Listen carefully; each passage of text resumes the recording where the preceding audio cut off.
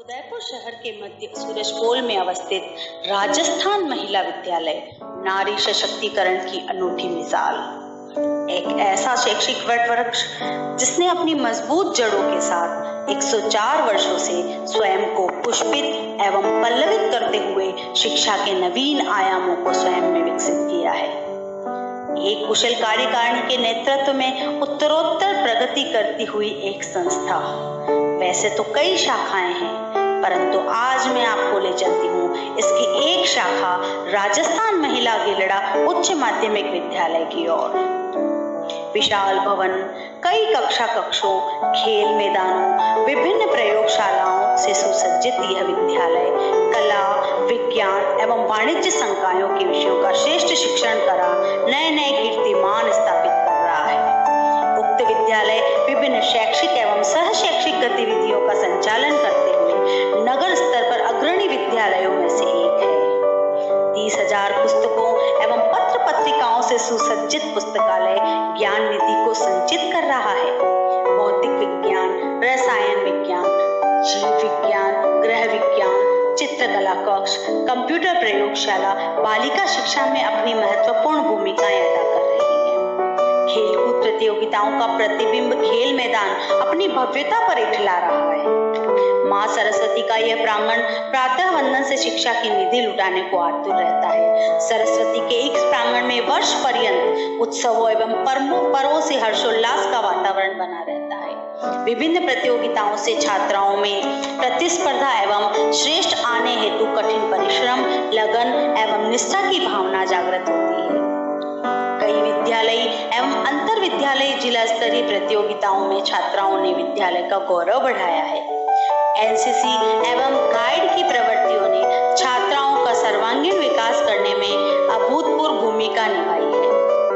इस उत्तरोत्तर प्रगति की नींव की ईंट विद्वान एवं गुणी उच्च शिक्षा प्राप्त शिक्षक वृंद छात्राओं के उन्नयन के लिए हर क्षण तत्पर रहते हैं। अभिभावकों के प्रति सहृदयता रखता यह विद्यालय बहुत कम लेकर बहुत अधिक देने की क्षमता रखते हुए बालिकाओं को शिक्षा के सोपानों पर चढ़ाने वाला है। कई राष्ट्रीय एवं अंतर्राष्ट्रीय हस्तियों का आशीर्वाद इसे प्राप्त हुआ है। यहाँ से शिक्षा प्राप्त कर बालिकाओं ने देश की सेवा हेतु उच्च पद पर कार्य करते हुए इस विद्यालय का गौरव बढ़ाया है एवं वर्तमान में भी बढ़ा रही है। शिक्षा के क्षेत्र में अग्रणी नारी सशक्तिकरण की जीती जागती अनूठी मिसाल को अपनी बालिका की शिक्षा हेतु चुने एवं हमें सेवा का मौका दे। धन्यवाद। हेलो, स्वागत है एक बार फिर से आपका इतिहास कक्षा 12 की क्लास में। और आज जो हम टॉपिक पढ़ने जा रहे हैं वो है गुप्त काल के दौरान कला, साहित्य और विज्ञान की हमारे देश में क्या स्थिति थी उसके बारे में हम अध्ययन करेंगे। और ये जो हमारा है चैप्टर नंबर 2 चल रहा है। इससे पहले हम मौर्य साम्राज्य के बारे में देख चुके हैं और साथ ही गुप्त साम्राज्य के जो प्रमुख शासक हुए हैं, राजा हुए हैं, उनके बारे में, उनकी उपलब्धियों के बारे में देख चुके हैं। और अब हम शुरू करेंगे टॉपिक अपना आज का, गुप्त कला, साहित्य और विज्ञान। इससे पहले एक बार फिर से आपसे निवेदन है, आप इस वीडियो को लाइक, शेयर और सब्सक्राइब जरूर करें। तो चलिए शुरू करते हैं। गुप्त काल के दौरान कला, साहित्य और विज्ञान की स्थिति के बारे में, इनके विकास के बारे में चर्चा करते हैं। तो प्राचीन भारत के इतिहास में गुप्त साम्राज्य को या गुप्त साम्राज्य के काल को साहित्य, स्थापत्य, मूर्तिकला, चित्रकला, इन सभी का स्वर्ण काल कहा जाता है। यानी कि कुल मिलाकर के गुप्त साम्राज्य के समय को भारतीय इतिहास का स्वर्ण काल कहा जाता है। प्राचीन भारत के इतिहास का स्वर्ण काल इसको कहते हैं, स्वर्ण काल। ठीक है, प्राचीन भारत के इतिहास को स्वर्ण काल कहा जाता है। कला का भारतीयकरण हुआ इस दौरान।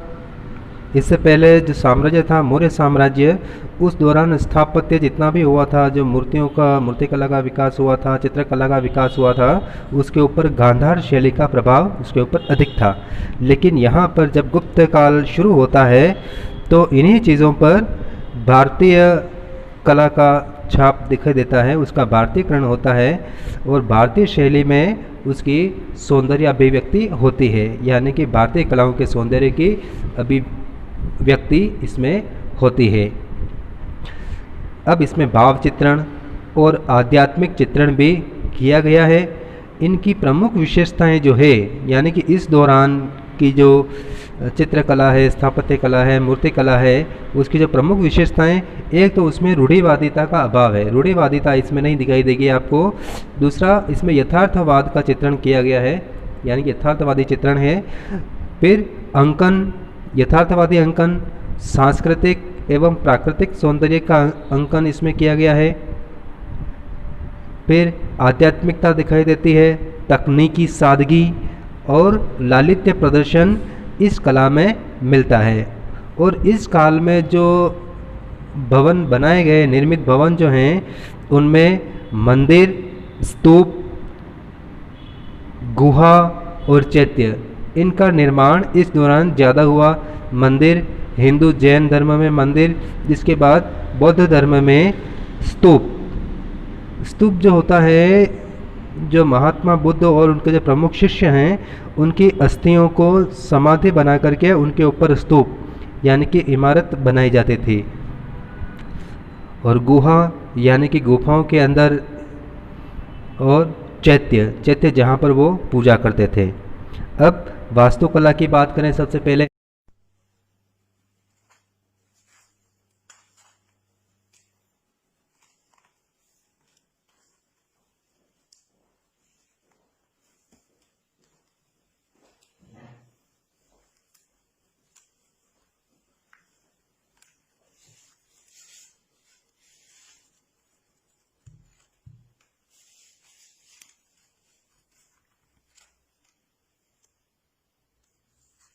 पहले हम इसमें गुप्त काल के दौरान वास्तुकला का क्या विकास हुआ। वास्तुकला का मतलब होता है भवन निर्माण कला। तो भवन निर्माण जो इस समय हुए हैं वो शास्त्रीय नियमों के अनुसार हुए हैं, और वो भी नागर शैली में मंदिर बनाए गए, मंदिर निर्माण हुए। और इन मंदिरों की जो प्रमुख विशेषता थी वो क्या थी? आधार पीठिका। आधार पीठिका का मतलब जो मंदिर बनाया जाता है उससे पहले एक बड़ा चबूतरा बनाया जाता है, ठीक है। आधार यानी कि ज़मीन से ऊंचा चबूतरा बनाया जाता है, फिर उस चबूतरे के ऊपर जो है वो मंदिर की बिल्डिंग खड़ी की जाती है, ठीक है। ये तो आधार पीठिका होती है। गर्भगृह, जहाँ पर मुख्य मूर्ति रखी होती है ना, वो स्थान थोड़ा बड़ा होता है, ऊंचा होता है, और बाकी मंदिर नीचा होता है ना, इस तरह से। फिर सभा मंडप, यानी कि मुख्य गर्भगृह के सामने का सभा मंडप होता है। फिर शिखर, जो मुख्य जो मूर्ति जहाँ स्थापित होती है उसके ऊपर बना हुआ शिखर, जो बाकी मंदिर से ऊंचा होता है। फिर अंतराल और प्रदक्षिणा पथ। प्रदक्षिणा पथ जो है उस गर्भगृह के चारों ओर जो भक्त लोग जो चक्कर लगाते हैं, घेरा लगाते हैं, परिक्रमा करते हैं, वो प्रदक्षिणा पथ। इन सभी का निर्माण उस समय होता था। और मंदिर जो बनाए जाते थे वो बनाए जाते थे ईंटों से, पत्थरों से बनाए जाते थे, यानी कि ईंटों और पत्थरों का उसमें उपयोग किया जाता था। अब प्रमुख रूप से मंदिर जो इस गुप्त काल में बनाए गए उसमें देखिए आप, एक तो तिगवा का विष्णु मंदिर इसमें आता है, फिर बितरी गांव का लक्ष्मण मंदिर, देवगढ़ का दशावतार मंदिर, देवगढ़ का दशावतार मंदिर इसमें आता है। और मंदिरों के अतिरिक्त जो बनाए गए उसमें स्तूप, गुहा और चैत्य, ये भी इसमें बनाए गए। यह तीनों ज़्यादातर जो हैं वो बौद्ध धर्म से संबंधित थे, यानी कि गुप्त काल के दौरान गुप्त शासक वैष्णव धर्म के अनुयायी थे, यानी कि विष्णु के अवतारों की पूजा करने वाले थे, यानी कि मुख्य रूप से हिंदू धर्म के थे। लेकिन हिंदू धर्म के होते हुए भी उन्होंने बौद्ध धर्म और जैन धर्म से संबंधित इमारतें भी, मंदिर भी उन्होंने बनवाए, ठीक है। अब इनमें कौन कौन से हैं? अजंता, फिर बाघ और एलोरा, इनकी गुफाएं है ना। तो गुहा मंदिर, गुहा यानी कि गुफा मंदिर भी इन्होंने बनवाए। फिर बोध गया का, जो कि बौद्ध भारत में बौद्ध धर्म के अनुयायियों का सबसे बड़ा तीर्थ स्थान कहा जाता है इसको। तो बोध गया में महाबोधि विहार का इस काल के दौरान निर्माण करवाया गया। अब चलिए आगे देखते हैं। अब देखते हैं हम मूर्ति कला के विकास के बारे में। तो गुप्त काल में जो मूर्तियाँ बनाई जाती थी वो मूर्तियाँ बनाई जाती थी मिट्टी की और पत्थरों की और साथ ही धातु की, मेटल की मूर्तियाँ बनाई जाती थी। मिट्टी की मूर्तियों को क्या है बाद में पकाया जाता था, ठीक है, आग में। इनकी जो विशेषताएं हैं मूर्तियों की, उसमें परिधानों की महत्ता, यानी कि परिधानों का, वस्त्रों का अंकन भी उसके ऊपर किया गया है। फिर अलंकृत प्रभा मंडल, जो देवता का जो मुखमंडल होता था, जो सिर होता था, चेहरा होता था, उसके चारों ओर इस तरह से जैसे प्रकाश निकलता हुआ है ना, इस तरह से प्रकाश निकलता हुआ, तो इस तरह से बने जाती थी। फिर केश सज्जा, यानी कि जो उनके मूर्तियों के ऊपर जो बाल दिखाई देते थे वो भी काफ़ी सजावटी है।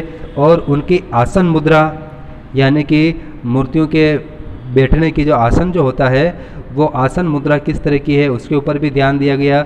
और ख़ास तौर से इसमें आध्यात्मिकता दिखाई देती है, भक्ति भाव दिखाई देता है। और साथ ही भारतीयकरण, यानी कि पहले गांधार कला थी, गांधार शैली में मूर्तियाँ बनती थी, उसके बाद इसका भारतीयकरण किया गया, यानी कि भारतीय शैली के अनुरूप मूर्तियों का निर्माण हुआ। गुप्तकालीन मूर्ति कला के प्रमुख केंद्र, जहाँ पे मूर्तियाँ सबसे ज़्यादा बनती थी और प्रमुख सेंटर थे इसके मूर्ति बनाने के, जिसमें एक तो इसमें आपके आता है मथुरा, सारनाथ और पाटलिपुत्र। पाटलिपुत्र गुप्त साम्राज्य की राजधानी थी और दूसरी राजधानी क्या थी, उज्जैन थी, ठीक है ना। फिर मूर्ति कला के उदाहरण सुल्तानगंज की बुद्ध प्रतिमा, सुल्तानगंज उत्तर प्रदेश, वहाँ से एक बुद्ध प्रतिमा हमें प्राप्त हुई है, ठीक है, जो गुप्त काल में बनी थी। फिर देवगढ़ और मथुरा की विष्णु प्रतिमाएं। फिर एरण और उदयगिरी की वराह मूर्तियाँ, विष्णु के जो वराह अवतार हैं उनके से संबंधित मूर्तियाँ और भगवान शिव के अर्धनारीश्वर स्वरूप की मूर्तियाँ इस दौरान बनाई गई थी। अब बात करते हैं हम चित्रकला की। देख के वैष्णो माँ की मूरत, तेरी सूरत याद आए। सच कहता हूँ अब तेरी हर एक नसीहत याद आए। तू कहती थी अपने घर की रूखी सूखी अच्छी है, झूठी है दुनिया की दौलत, तेरी ममता सच्ची है। तो चित्रकला की दृष्टि से अजंता और बाघ की गुफाएं बहुत ही प्रसिद्ध है। अजंता की गुफाएं और बाघ की गुफाएं, गुफाओं के अंदर जो गुफा की दीवारें होती है उन दीवारों के ऊपर चित्रों को उकेरा गया। और इनमें खास तौर से किन के चित्र बनाए जाते थे, भगवान बुद्ध के, गौतम बुद्ध के, फिर बोधिसत्व जब उनको ज्ञान की प्राप्ति हुई उस वक्त के, और जातक कथाएं। जातक कथाओं का मतलब बुद्ध के पूर्व जन्म की कथाएं, जो कि बहुत ही सैकड़ों कथाएं हैं, सैकड़ों कहानियाँ, उन कहानियों के ऊपर, कथाओं के ऊपर चित्र बनाए जाते थे। फिर गुफा नंबर 17 से 17 को चित्रशाला कहा जाता है, क्योंकि यहाँ से इस गुफा नंबर 17 से बहुत ही अधिक मात्रा में अलग अलग प्रकार के चित्र यहाँ से प्राप्त हुए हैं। इन चित्रों की जो मुख्य विशेषता थी वो क्या थी, सुंदर कल्पना, फिर रंगों की प्रभा, जो चित्रों में जो रंग भरे गए उसके बारे में, फिर रेखाओं का लालित्य, विषय वस्तु की विविधता, अलग अलग विषयों पर चित्र बनाए गए, इसलिए विषयों की विविधता पाई जाती है तथा अभिव्यंजना कौशल इसमें पाया जाता है। अब बाघ की गुफाओं के बारे में, तो बाघ की गुफाओं का भित्ति चित्र, भित्ति का मतलब होता है दीवार, यानी कि गुफाओं के अंदर की जो दीवार है उस दीवारों पर बने हुए चित्र, भित्ति चित्र लौकिक जीवन से जुड़े हुए हैं, इस जीवन से, यानी कि मनुष्य सांसारिक जीवन में रहते हुए वो कौन कौन से क्रियाकलाप करता है उससे संबंधित चित्र यहाँ पर पाए गए हैं। फिर इसमें कौन कौन से हैं, एक तो मनोरंजन से संबंधित, मनोरंजन में क्या आता था उस समय, संगीत और नृत्य, ठीक है ना। फिर युद्ध, घुड़दौड़, हाथियों से खेले जाने वाले खेल, है ना, फिर पशुओं से खेले जाने वाले खेल, वो सभी इसमें आते थे। और उस समय यही उनके मनोरंजन का मुख्य साधन था, क्योंकि उस समय टीवी, मोबाइल, इंटरनेट तो उस समय होते थे नहीं, इसलिए। अब तत्कालीन वेशभूषा, उस समय लोग कैसे वस्त्र पहनते थे, वस्त्रों को पहनने का तरीका क्या था उनका, वस्त्रों को पहनने का तरीका केश विन्यास यानी कि बालों को सजाने का तरीका, प्रसाधन, इन सब की जानकारी हमें मिलती है। अब बात करते हैं हम साहित्य की। साहित्य में यह काल साहित्य की दृष्टि से काफ़ी उल्लेखनीय है। साहित्य की दृष्टि से साहित्य का बहुत ही अत्यधिक विकास हुआ और बहुत बड़े बड़े विद्वान, है ना, और कवि वह उस समय थे और राजाओं ने उनको अपने दरबार में आश्रय दिया था, शरण दी थी, और उन्होंने राजाओं की शरण में रहते हुए साहित्य की रचना की। तो साहित्य की जो रचना हुई है मुख्य रूप से संस्कृत भाषा में हुई है और अलंकारिक शैली यानी कि अलंकार की उसमें प्रधानता पाई जाती है। अब इसमें हम आगे बात करें प्रयाग और मेहरौली प्रशस्ति की रचनाएं। प्रयाग और मेहरौली जो प्रशस्ति है उनके ऊपर इनकी रचनाएं लिखी हुई है, खुदवाई हुई है। फिर प्रमुख साहित्य की अगर हम बात करें तो इसमें जो एक कवि का नाम आता है भास, भास की पुस्तक का नाम है स्वप्न वासव दत्ता। फिर शूद्रक, शूद्रक का यह नाटक है मृच्छ कटिकम। फिर विशाख दत्त की रचना मुद्रा राक्षस, कालिदास अभिज्ञान शाकुंतलम, यहाँ एक ही नाम दे रखा है, इसके अलावा भी इनकी बहुत सारी रचनाएं हैं कालिदास की। फिर पुराणों और स्मृतियों और महाकाव्यों की जो रचना है वो इसी काल में होती है। पुराण इसी समय में लिखे गए, स्मृतियाँ जिसमें मनुस्मृति, याज्ञवल्क्य स्मृति, है ना, इनकी रचना भी इसी समय में हुई है। और महाकाव्य जिसमें कौन से हिंदू धर्म के दो सबसे बड़ा महाकाव्य रामायण और महाभारत की रचना भी इसी समय में हुई। फिर संस्कृत व्याकरण का बहुत ही विकास हुआ था और इसमें सबसे प्रमुख जो योगदान दिया था संस्कृत व्याकरण के विकास में वो अमर सिंह ने, और अमर सिंह की पुस्तक का नाम अमरकोश। ठीक है। फिर नीति साहित्य में, नीतिगत साहित्य में, अच्छे भले की बातें बताने वाले साहित्य में जो मुख्य रूप से नाम आता है विष्णु शर्मा, पंडित विष्णु शर्मा का पंचतंत्र। पंचतंत्र की कहानियाँ काफ़ी प्रसिद्ध है, आपने लाइब्रेरी में पुस्तक देखी और पढ़ी हो, है ना। तो इसमें पशु पक्षियों के माध्यम से ज्ञान की बातें बताई जाती है, ज्ञान की सीख दी जाती है। फिर प्रवर सेन ने किसकी रचना की?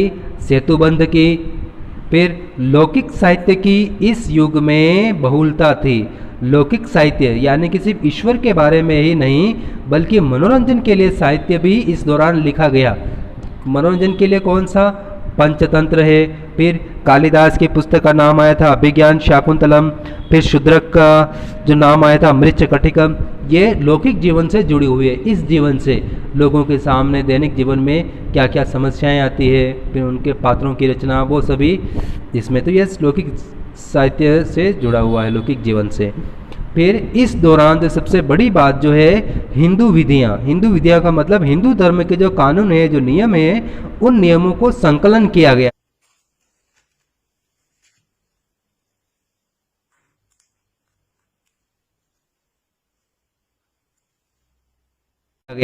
अलग अलग बिखरे हुए कानूनों को संकलन किया गया और उनको एक पुस्तक का रूप दिया गया, एक रचना का रूप दिया गया। और इसमें मुख्य रूप से जो नाम आता है वो आता है मनुस्मृति का। तो मनुस्मृति के आधार पर नारद, बृहस्पति और याज्ञवल्क्य स्मृतियाँ लिखी गई और इन स्मृतियों में हिंदू धर्म के कानूनों को इसमें संकलित किया गया। और इसमें कौन कौन से देखिए आप, वर्ण व्यवस्था, आश्रम व्यवस्था। वर्ण आप सभी जानते हैं, ब्राह्मण, क्षत्रिय, वैश्य और शूद्र, 4 वर्ण, 4 ही आश्रम। फिर विधियाँ, समाज और राजनीति शास्त्र, राज कार्य से संबंधित, इन सभी विषयों के ऊपर साहित्य लिखा गया। अब नारद स्मृति में, नारद स्मृति जो लिखी गई उसका मुख्य विषय क्या था? व्यवहार और न्याय, मनुष्यों का आपसी व्यवहार और न्याय क्या होता है इसके संबंध में। बृहस्पति ने जो रचना की है उस बृहस्पति की रचना में देखिए आप, बृहस्पति की रचना में दीवानी और फौजदारी कानून से संबंधित, दीवानी यानी कि लेन देन से संबंधित, पैसे कौड़ी से संबंधित वो, और फौजदारी, फौजदारी का मतलब हिंसा जितने भी मामलों में होती है, यानी कि मार काट, लड़ाई झगड़े, चोरी डकैती, है ना, वो सभी फौजदारी में आते हैं। तो इसके संबंध में जो कानून थे उन कानूनों को लिखा गया, उनको संग्रहित किया गया। अब कात्यायन का नाम आता है। कात्यायन के द्वारा कानून के 4 अंग इसमें बताए गए। कौन कौन से? एक तो धर्म, दूसरा व्यवहार, चरित्र और राजशासन। इसके ऊपर इन कानून के 4 अंगों पर इसमें विचार किया गया। अब बात करते हैं हम नालंदा विश्वविद्यालय की। तो नालंदा विश्वविद्यालय जो है उस समय शिक्षा का एक प्रमुख केंद्र बन चुका था, क्योंकि गुप्त शासकों ने ही नालंदा विश्वविद्यालय की स्थापना की थी। नालंदा विश्वविद्यालय कहाँ बनाया गया? जो वर्तमान का जो भारत का बिहार राज्य है उसकी राजधानी पटना के पास में नालंदा यूनिवर्सिटी के अवशेष, उसके खंडहर पाए गए हैं, जो काफ़ी एक बहुत बड़े क्षेत्र में फैला हुआ था और बहुत ही बड़ा था, जहाँ पे विद्यार्थियों के, शिक्षकों के रहने की व्यवस्था भी वहीं पर थी। तो 10,000 से ज़्यादा विद्यार्थी यहाँ पर पढ़ते थे और 1,500 के करीब वहाँ पर शिक्षक थे, है ना। तो ये एक बहुत ही बड़ा केंद्र था।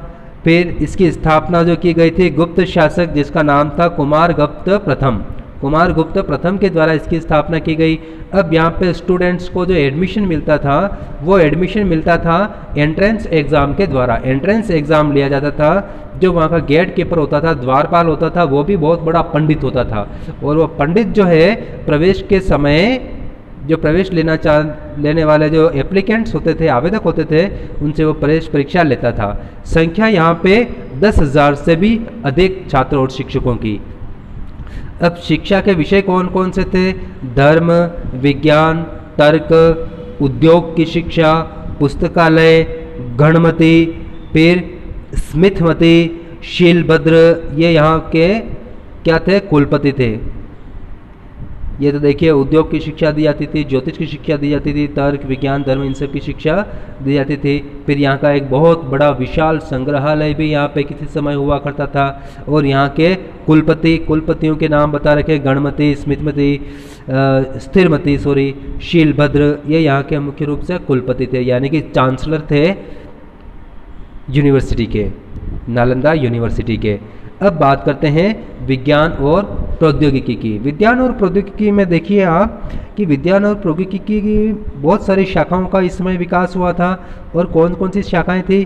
गणित, ज्योतिष, खगोल, रसायन, भौतिक, आयुर्वेद और शल्य चिकित्सा, यानी कि सर्जरी से संबंधित मेडिकल साइंस में इनका विकास हुआ था। अब प्रमुख जो इसमें थे उस समय इस क्षेत्र के विद्वान अपने भारत में वो थे। सबसे पहला जो नाम आता है वो आता है आर्यभट्ट का। आर्यभट्ट ने जो पुस्तक लिखी थी उसका नाम था आर्यभट्टीय, है ना। तो गणित और ज्योतिष के ऊपर इन्होंने लिखा है ग्रंथ, इनके 10 गीतिक सूत्र, ठीक है। फिर आर्याष्ट शतक और आर्यभट्टीय, है ना, इसकी रचना की। और इन्होंने सिद्धांत दिया था पृथ्वी के आकार का, इन्होंने लगभग सही अनुमान उस समय इन्होंने लगा लिया था। और साथ ही पृथ्वी की दूरी के बारे में और पृथ्वी की घूर्णन गति के बारे में इन्होंने सिद्धांत दिया है। इसके बाद बात करते हैं दूसरे विद्वान के, वैज्ञानिक साइंटिस्ट जो थे उस समय, वो थे भास्कर प्रथम या भास्कर फर्स्ट। इनके ग्रंथ जिसमें भाष्य और आर्यभट्ट, इनके ग्रंथों पर इन्होंने टीका लिखी। टीका मतलब कमेंट्स, है ना, उसकी इन्होंने समीक्षा करी है। अब हम बात करते हैं बराहमीर की। नेक्स्ट साइंटिस्ट विद्वान जो थे उस समय, है ना, उनकी बात करते हैं। तो ये जो थे बराहमीर, भारतीय और यूनानी ज्योतिष का इन्होंने समन्वय किया। ज्योतिष विद्या भारत में हजारों सालों से चली आ रही है और उस समय भारतीय ज्योतिष भी थी और यूनानी ज्योतिष भी थी। यूनानी किसके साथ में आए थे? जब सिकंदर का आक्रमण हुआ था भारत में, तो उसके बाद यूनानी विद्वानों का भी आना जाना, यूनानी ज्ञान का भी आना जाना लग गया। तो यूनानी ज्योतिष का और भारतीय ज्योतिष का इन्होंने समन्वय किया। फिर रोमक और पॉलिश सिद्धांत इन्होंने दिए। अब इनके ग्रंथ कौन कौन से हैं? पंच सिद्धांतिका और बृहत जातक, ये इनके 2 ग्रंथों के नाम हैं। और इन्होंने जो सिद्धांत दिए गणित में वो है वर्गमूल का सिद्धांत जो बराहमीर का दिया हुआ है, और घनमूल निकालने का सिद्धांत। ये दो सिद्धांत गणित के इन्होंने दिए। अगले साइंटिस्ट जो आते हैं प्राचीन भारत में वो आते हैं ब्रह्मगुप्त। ब्रह्मगुप्त खगोल शास्त्र यानी कि अंतरिक्ष विज्ञान, ठीक है, इसके विद्वान थे, साइंटिस्ट थे। और इन्होंने जो रचना की, सिद्धांत दिया वो था ब्रह्मस्फुट का सिद्धांत इन्होंने दिया। और साथ ही गुरुत्वाकर्षण का सिद्धांत कि कोई भी चीज़ अगर हम ऊपर से छोड़ें तो वो ज़मीन पर ही गिरती है, ठीक है ना। यह गुरुत्वाकर्षण बल होता है हमारी पृथ्वी का, तो पृथ्वी के गुरुत्वाकर्षण बल का इन्होंने सिद्धांत दिया है। अब बात करते हैं आगे हम बाघभट्ट की। बाघभट्ट इन्होंने आयुर्वेद के ऊपर रचना की और आयुर्वेद के 2 ग्रंथ लिखे इन्होंने, ग्रंथ अष्टांग हृदय के नाम से। फिर बात करते हैं धन्वंतरी, ये भी मेडिकल साइंस के थे, प्राचीन काल में आयुर्वेद साइंस के। तो इन्होंने आयुर्वेद और शल्य चिकित्सा, जो डॉक्टर चीर फाड़ करते हैं, सर्जरी करते हैं, ऑपरेशन करते हैं ना चीर फाड़ के द्वारा, काटा पीटा करके, उसके ऊपर इन्होंने पुस्तकें लिखी है ना। ये भी बहुत बड़े साइंटिस्ट थे, सर्जन थे प्राचीन काल के अपने इंडिया के। अब वानस्पतिक औषधियाँ, वानस्पतिक वन से बना, यानी कि वन से, जंगल से जो औषधियाँ हमें प्राप्त होती है। और जंगल से औषधियाँ हमें कौन सी प्राप्त होती है? जड़ी बूटी वाली, जड़ी बूटियाँ। प्राचीन काल में इन्हीं से दवाएं बनती थी। और पशु चिकित्सा, पशुओं की चिकित्सा पर भी, गाय बैल और जितने भी पशु होते हैं उनकी चिकित्सा पर भी, हाथी घोड़े जो उस समय होते थे उनके चिकित्सा पर भी इन्होंने रचनाएं लिखी थी। किसने लिखी थी? धन्वंतरी ने। फिर अब बात करते हैं पलकाव्य। पलकाव्य ने हाथियों की चिकित्सा के ऊपर इन्होंने विचार व्यक्त किया है, ग्रंथ लिखा है। और उसका जो नाम दिया है इन्होंने अपनी पुस्तक का हस्तायुर्वेद बनाए हस्ती से। हस्ती का मतलब होता है हाथी, है ना, हस्तायुर्वेद। और साथ ही अब बात करते हैं भौतिक और विज्ञान के संबंध में।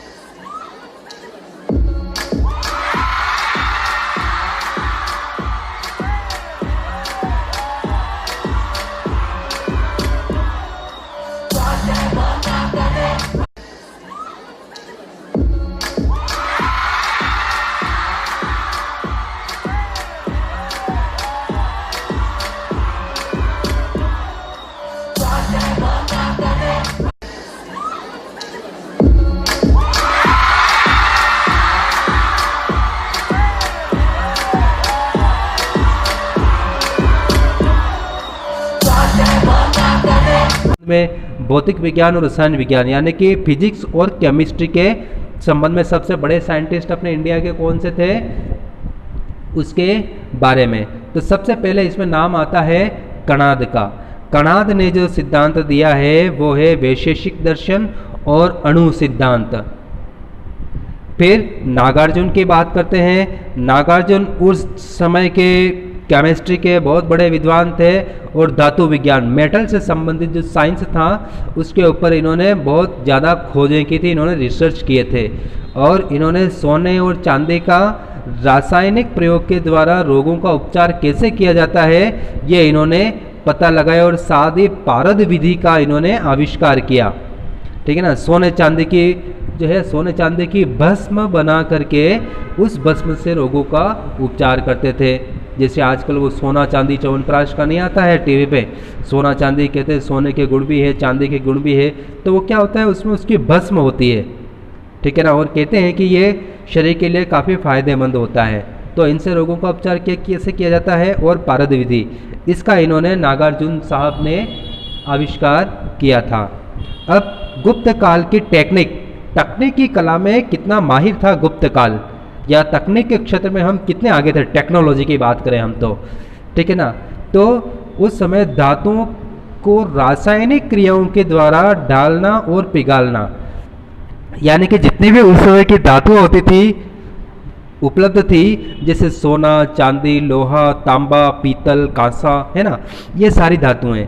तो इन धातुओं को रासायनिक विधि के द्वारा उनको गलाना पहले तो, और फिर उसको अलग अलग सांचों में डालना, मतलब उस पिघली हुई धातु को अलग अलग आकार देना।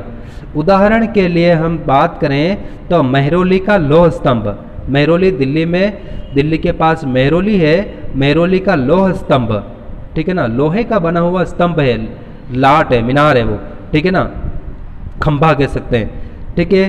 तो वो खंभा कितना लगभग 2000 साल पुराना खंभा है, लेकिन आज दिन तक उसके ऊपर अभी तक जंग नहीं लगा है, जबकि वो सर्दी बारिश हर मौसम में वो खुले आसमान के नीचे खड़ा हुआ है ज़मीन में।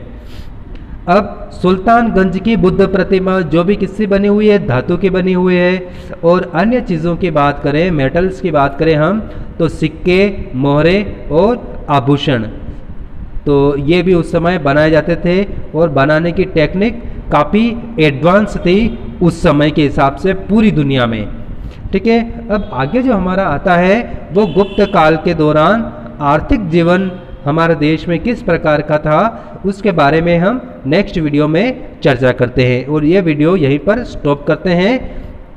और इसके साथ ही आपसे एक बार फिर से गुजारिश है, आप वीडियो को लाइक, शेयर और सब्सक्राइब तो ज़रूर ही करें। Okay, thank you.